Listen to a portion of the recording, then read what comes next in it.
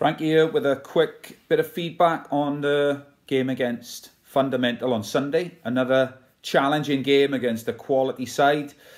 Maybe by the end the boys felt like we were a million miles away from them, but I don't believe that's the case. There are some things we need to learn to play catch up. They are ahead of us at the moment. Otherwise the game wouldn't have ended the way it did. But it's going to come down to us learning about the game, learning about ourselves and what we need to do to get up to that level. I really believe that we've got a squad of players who can do that, and it doesn't have to take long. But what it's going to come down to is how committed we are to taking the steps we need to take, learning about ourselves, like I say, learning about the game, understanding what we need to understand, and then taking action. Let's look at the successes first of all. We stayed in the game against a very good side. I think 1-0 first period when we were under a lot of pressure. And, you know, towards the end of that period, we started to get on the ball to the point where, you know, in large periods, we were dominating, playing a lot more of the football and putting our passes in. So like I say, especially in the middle third of the pitch, we were able to play out from the back, play into the middle. So up to that point, also, we got a number of corners. So we were putting them under pressure. And I was glad to see that we were looking to link up from the short corners. So that was another positive. And we kept going. We kept going no matter what the challenges were, no matter what pressure we were under, no matter even if we were struggling at times. And we were struggling at times, and it wasn't because of an ability thing, as I said to the players. It was more to do with, and it wasn't really an attitude thing. It was more an understanding. Okay, understanding what we needed to do individually, what we need to understand on how we need to play as a team. So, you know, those are the successes. Another success is that they've asked to play us again. You know, so they're no mugs. They know that they were in a game. They know that we gave them a challenge, and they wouldn't have asked us to play them again if you know. And this is not us approaching them now. They, you know, their coach has come to us and said, you know, we got a lot out of it. We want to play you as soon as we can. So it looks like we're going to play them after Christmas. So I said to the players after the game that I understand that they're disappointed. I understand why they're a little bit down. But what I asked them to do is go away and think about, you know, when they're in the car on the way home, not be pointing the finger at other players and blaming, he didn't do this, he did that wrong, he did, you know, this, the other wrong. What I asked them to focus on is to really search down deep within inside themselves on what they feel they can do to really raise their own game and the performance of the team. So I'm going to give you some guidelines on that now, on what we can do to stretch ourselves and to get better. So let's have a look. The first thing is that we need to pass the ball quicker. We need to be ready to play the ball quick. Now, when we were able to do this for the towards the end of the first period and the second period, we were able to get right on top, push them right back, and dominate the game. So that was a real plus when we were able to do it.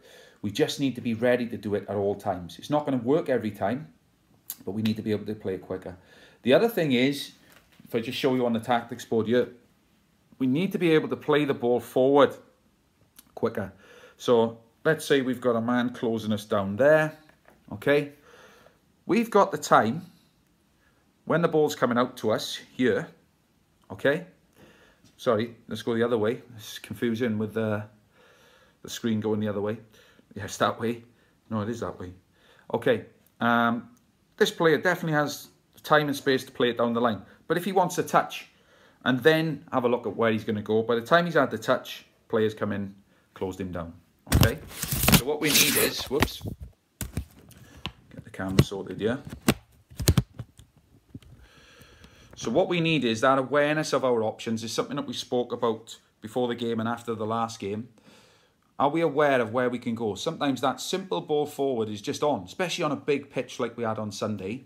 And really, that's where they were taking advantage of us, is when they had the chance, they were just going bump, bump, bump, and they're in on goal. 3, 4, 5 passes, and they're in on goal having started near their own box or even in their own box. Whereas because we want that extra touch before we've decided where we're going to go, then we're under pressure, then we're trying to play in really tight spaces. Okay, so that's a really key thing. Not just for the fullbacks, by the way, that's for everybody. Where is the space that I can play the ball in before I get the ball? So this player, one of these two players gets it, boom, can I play it to where we've got space? Can I play it to where we've got space? All right, and that brings us on to the other point that we've got, is sometimes we were, you know, looking to play the ball at all times. You know, that's a real positive. Sometimes we're looking to play the ball here. We're putting our centre-backs under pressure when really we can start again with the goalkeeper who's got that extra 5-10 yards of space. Also, he can see all the options in front of him. And then, you know, we can get ourselves moving forward from there. So if we can go back to the keeper, bump, bump, and then we're out. So going back to be able to go forward, that's something that we can do a lot in certain circumstances. All right, I can't remember us once going back, having gone into the middle third, started again with a goalkeeper. You see, you know, top teams doing that all the time if they can't go forward. All right, that brings us on to the next point, which is balance. The balance between attacking and defending. So, you know, I think the parents could see it. I think actually all the boys could see it. That we just lacked balance in the way we were defending. So, you know, we spoke about the way we set up. Where are we? Here we go. So we got 1, 2, 3, 4 at the back. Okay, so the back four, your primary job is to defend. Okay, and then in front here then, we've got the link between the back four and the attacking four. Okay, so the attacking four is the wingers. And then we've got our number 10, whose job it is to be creative. Might be a Sigurdsson type player. And then we've got our striker, whose job it is to stretch the pitch and get us goals or set up goals. So these two players are really key in that. So it wasn't something we were able to address during the game, but something that we want to sort out now and over the next few weeks. These players, your job is, like I say, to protect the ball. But where we struggled was we got hit by counter-attacks. So sometimes both players were going up to there. They were getting out really easy and getting in behind us. So he's playing it in. He might be playing a 1-2, or he might just play it in and they're running at us. So where I think we need to understand what's required is we need at least one player back no matter what. So even if we're right up there with a corner and we go up to support on this side maybe, okay, centre-back would come up maybe. Centre-back would come up. This player still needs to be, okay, supporting there. Maybe then the other player would come up and support in some way there. We'd have the striker maybe in there or there. We'd have the number 10 looking to be dangerous in the box. Okay, but what we really need to sort out is this player. This player needs to be aware of protecting there. This player, as soon as the ball is lost, has to be in alongside the other player. So that's where we struggled, is in the transition and in the starting position to be able to get back quickly. Sometimes we were making all the effort to get back in, but we were just starting too high up the pitch. Okay. Other times we started, you know, high enough, but we just didn't get back in quick enough. Okay, to protect our back players. All right. So the other thing that we can see with the defending is how deep we were when we were defending. All right, we had all of our back four in the box at times, and we had our other players in there as well. So what we're looking for, there's a winger, there's our two midfielders, okay, there's our other player, our number 10. What we want is, yes, we want everyone back if we can. 1, 2, 3, 4 players back behind the ball in the midfield. But the problem is we can't defend in the box, because what we're doing is we're inviting pressure. So it's the goalkeeper's job, it's the defender's job. So it's something that we've spoken about with Jack last night in training, is we need to be out of that 18-yard box. The only time we retreat into our 18-yard box is if they manage to get in behind us there. Then we might have to retreat to there. Then we've got to get in line. Hopefully you can see that. All right? But the only time we want to be going into the box is if they manage to get in round the side.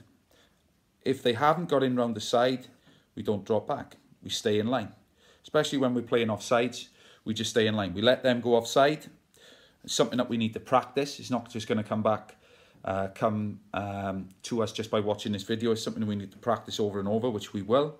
But it's important you can understand that. All right, so we keep them outside the box. The goalkeeper's job is to make sure the boys don't retreat into the box. All right, good. And then the last thing then is our goal threat. If I really believe that if we would have got a goal when we were on top, the game would have been very, very different. Very, very different. Okay, so what was pleasing, like I say, is that we had our corners. And most of the time, I think only once we slung it in the box, which, you know, I don't mind every now and again, just to try something different. Because, you know, it is about being unpredictable. What we did do well was we were able to get on the ball, look for 1-2s, look for ways around. Okay, so we managed to get into these threatening areas. Then what we need to do is make sure we either play a ball across the box where it's dangerous, so we've got other players coming in to finish it, or we've got our creative players, so that could be anybody in the front four, or maybe one of the centre midfielders if they get up that far, being aware of balance as well though, is we need to be driving at the goal.